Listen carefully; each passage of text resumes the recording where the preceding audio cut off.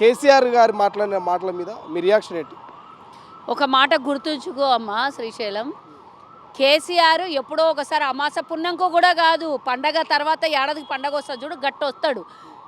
అట్లా వచ్చి ఎందుకు వచ్చిండు అని అనుకున్నావు నువ్వు? వచ్చి అసెంబ్లీలో సమాధానం చెప్పు, మేము రెడీగా ఉన్నామని మొన్న రేవంత్ రెడ్డి గారు క్లియర్ కట్గా చెప్పిండు. నీళ్ళ మీద మాట్లాడడానికే రావాలి అని బయటికి చెప్పిండు. ఒకవేళ మేము తప్పు చేసింటే డెఫినెట్గా రేవంత్ రెడ్డి గారు ఆ మాట అడగకుండే కదా. ఎందుకు అడుగుతుండే ఆ మాట? మేము తప్పు చేసింటే మీరు కుయుక్తులు పన్నొద్దు, కాంగ్రెస్ పార్టీ మీద కాంగ్రెస్ ప్రభుత్వం మీద ఏడవద్దు, వాస్తవాల ఆధారాలతో సహా పట్టుకొని వస్తా, ఎన్ని గంటలైనా చర్చలు చేద్దాము, నువ్వు ఒక లేఖ రాయి అని సీఎం గారు చెప్పిర్రు. నువ్వు ప్రతిపక్ష నాయకునిగా లేఖనన్న రాయకున్నా పర్లేదు, కనీసం అసెంబ్లీలో వచ్చి కూర్చుంటే ప్రశ్నలు అడిగినప్పుడు సమాధానం చెప్పడానికి నీకు ఆస్కారం ఉంటుంది. కనీసం ప్రశ్నించడానికి రావు, కనీసం ప్రతిపక్ష హోదా నిలబెట్టుకో. నిన్న కూడా ఆయన మాట్లాడిన మాటలు మీరు మొత్తం విని ఉంటారు. ఆయన ఏమన్నాడు?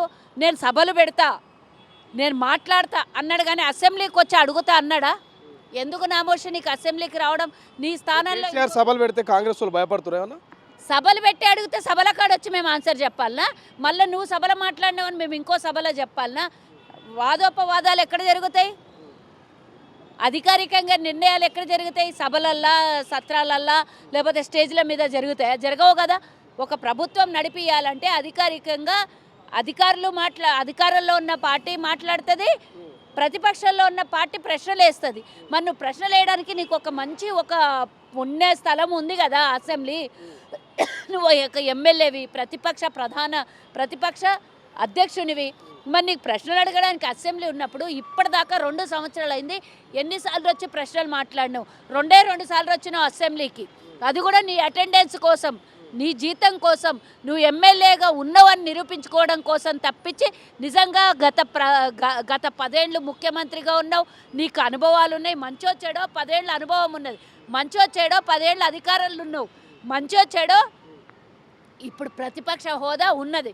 మరి ఈ హోదాను నిలబెట్టుకోవడానికి నువ్వు కనీసం మాట్లాడాలి కదా, వచ్చి ప్రశ్నించాలని మేమే అడుగుతున్నాం. గతంలో మీరు ఎవరికి అవకాశం ఇవ్వలేదు, ప్రతిపక్ష నాయకునికి ఇవ్వలేవు, ప్రతిపక్షంగా పార్టీకి కనీసం గుర్తింపు లేకుండా ఎల్పీని విలీనం చేసుకునే దుష్ట దరిద్రం చరిత్ర నీది ఉన్నది. మరి అట్లాంటిది ఈరోజు మేము అడుగుతున్నాం కదా, రాయ్యా బాబు, నువ్వు మాట్లాడు, రా అసెంబ్లీకి రా, వచ్చి ప్రశ్నించు, దానికి ఆధారాలతో సహా మేము అన్నీ నిరూపించుకుంటామని. నువ్వు చేసిన పాపము కాంగ్రెస్ కంటగట్టాలని ఎందుకంటావు? గతంలో నువ్వే జగన్మోహన్ రెడ్డికి తెలంగాణ వాటా, నీళ్ళ వాటా, కృష్ణా జలాల వాటా అన్ని జగన్మోహన్ రెడ్డికి దారాదత్తం చేసినావు, ఆంధ్రప్రదేశ్కి దారాదత్తం చేసినావు. ఇప్పుడు వచ్చి కాంగ్రెస్ పార్టీ మీద, కాంగ్రెస్ పార్టీ ప్రభుత్వం మీద ఎందుకు ఆరిపోసుకుంటున్నావు? కేంద్ర రాష్ట్ర ప్రభుత్వాలు 2 కూడా పాలమూరు లాంటి ఏదైతే పేదరికంగా ఉన్నటువంటి వలసపోయినటువంటి ఆ పాలమూరు జిల్లాను ఆగం చేసిరు ఈ ప్రాజెక్టుల విషయంలో అనేది నిన్న కేసీఆర్ చెప్పినటువంటి స్టేట్మెంట్. ఎవరు ప్రభుత్వంలో ఆగం చేసిండ్రు? ఇప్పటికిప్పుడే నీళ్లు మరలించినామా? మేమేమన్నా నీళ్ళని ఆంధ్రప్రదేశ్ ఎత్తుకొని పోతుందా? జగన్మోహన్ రెడ్డి ఉన్నప్పుడే మాకు 200 టీఎంసీలు చాలు, 500 టీఎంసీలు వాళ్ళకి ఇచ్చేయండి అని చెప్పింది ఎవరు? నువ్వు కాదా?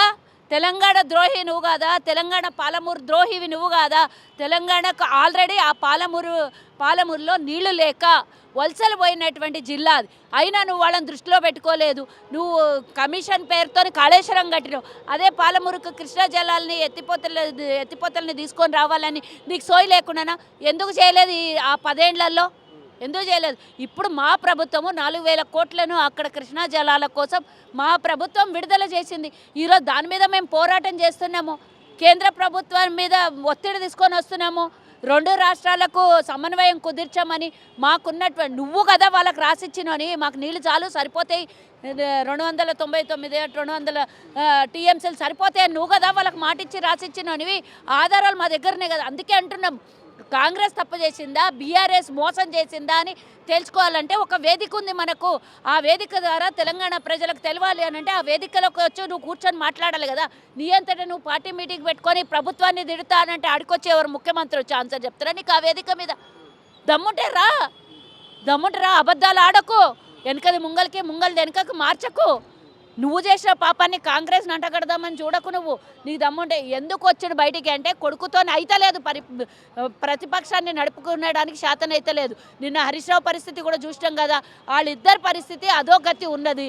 కాబట్టి పార్టీ ఎటో పోతుంది, పార్టీ మునిగిపోతుంది, అదో పాతాళంకి తొక్కేసేటట్టున్నారు. ఇద్దరు బావమరుదులు కలిసి కేసీఆర్ని నిండా ముంచేటట్టున్నారని భయపడి బీఆర్ఎస్ ఉనికి కూడా పోతుందని. ఒక దిక్కేమో బిడ్డ బయట వచ్చి వీళ్ళ అరాచకాలన్నీ బయట పెడుతుంది, ఓ దిక్కేమో ఇద్దరికి పార్టీని నడిపించుకొని శాతం అవుతలేదు. కాబట్టి వీళ్ళు చేయాల్సింది ఏంది? ఇంకా వీళ్ళ బిడ్డ బయటికి పోయే తరిమేసిండ్రు, వాళ్ళిద్దరు పార్టీని నడిపించుకోలేకపోతున్నారు.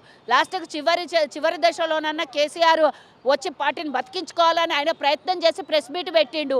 గతంలో మీడియా వాళ్ళని ఎంత తిట్టిండు, నిన్న బతిలాడుకునే పరిస్థితికి వచ్చిండు మీడియాకి. అసలైన తొలి వెలుగు. ఫాలో వాట్సాప్ @తొలి వెలుగు official.